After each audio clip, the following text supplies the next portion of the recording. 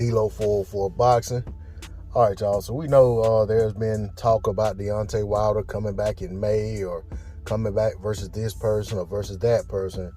Well, now Bob Arum has thrown his two pennies in the equation, saying that, and this is all according to an article I'm seeing on Boxing News 24 by Alan Fox, all due respect. So it says that Bob Arum wants Deontay Wilder versus Jared Anderson fight. And basically, this is what the article says. Bob Arum says he wants to set up a fight between former WBC champion, and his young 22-year-old prospect, Jared Anderson, by the end of 2022. The top-ranked boss believes that the 6'4" Toledo, Ohio native Anderson, 11-0 with 11 KOs, will be ready to defeat the Bronze Bomber Wilder by that time to become America's #1 heavyweight. Unfortunately for Arum, it's unclear whether the 36-year-old Wilder, 42-2-1 with 41 KOs, will ever fight again after losing his last two fights by knockout against Tyson Fury. Says Anderson being kept busy. Arum promotes Fury, and he'd like to have Jared Anderson get in on the action to add Wilder's name to his resume before Wilder retires from the sport. Getting a knockout victory over Wilder will give Jared's burgeoning career a tremendous boost, putting him on the map worldwide. Anderson will be pushed up high in the heavyweight rankings with a victory over the 6'7" Deontay and get him in position for a fast world title shot. Anderson recently scored a pair of second-round knockout wins over Eastern European fighters Teslenko,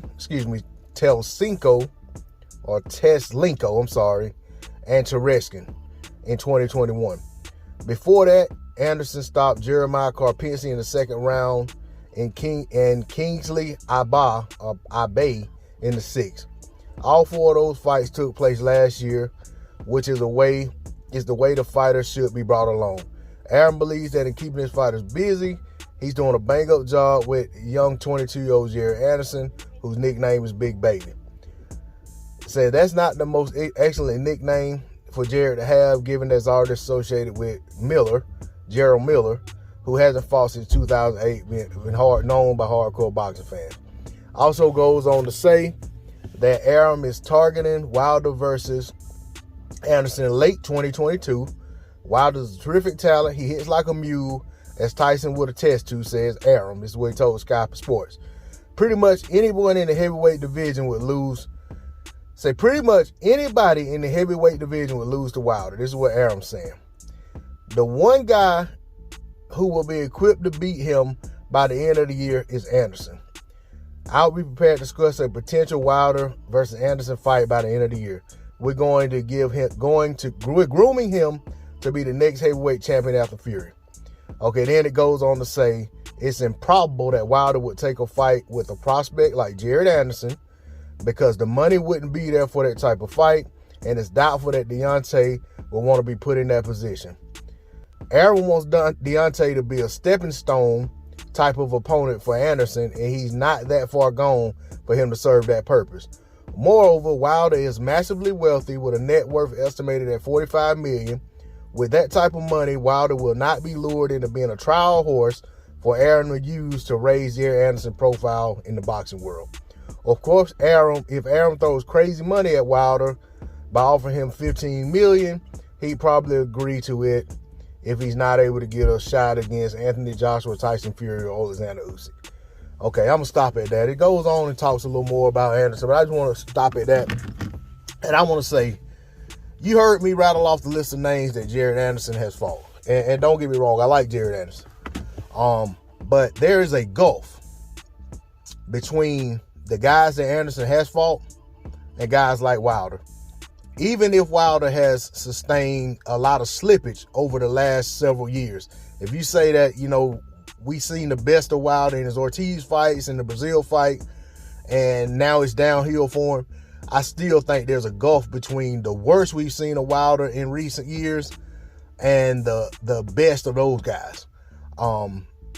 As Bob Arum's fighter, if he so chooses to bring him along and he's ready to step him up, there's a lot of fighters that Arum has control over that he could put him in with that'll be step-up fights that'll get him on the right track before saying that, you know, he's going to put him in. I think this is an effort for Bob Arum to use Deontay Wilder's name to build a profile of Anderson.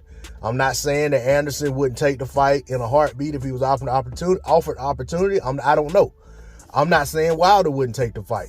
But I do know that where Wilder is in the sport of boxing and where Anderson is, you're talking about two different stratospheres. Quite honestly, if everything it just kept progressing, unless Wilder fought on until he's like his mid-40s, the odds are that Anderson and Wilder are just going to miss each other. You know, it's just going to be one of those situations where a guy comes along and he's in the next wave of top-level heavyweights after the old wave leaves. But if guys hang around long enough, they end up having to mix it up with the guys that are coming up behind them.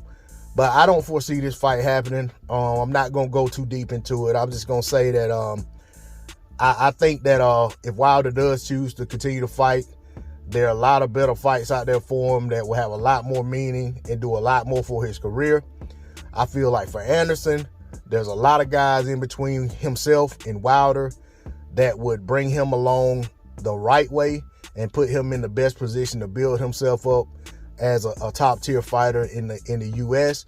and become one of the premier heavyweights in the coming years. That's all I got on it. D-Lo 404 Boxing. Like, share, comment, subscribe. I'm out. Peace.